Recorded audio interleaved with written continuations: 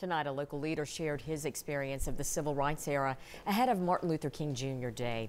Robert Booker spoke about the movement tonight at Maple Hall in downtown Knoxville. Booker witnessed King's speech at Knoxville College in 1960. He later met King while in Birmingham to see the boycotts King was leading. Booker was a leader of the civil rights movement right here in Knoxville, and he led sit-ins on Gay Street. He says people in Knoxville wanted to help after seeing violent demonstrations on the news in Birmingham and Selma, Alabama. But those demonstrations awakened them to the fact that we too had problems in Knoxville, and they decided to help rather than hurt the cause. Booker says we've made many improvements to civil rights, but we still have a long way to go. Up next, several women are accusing singer R. Kelly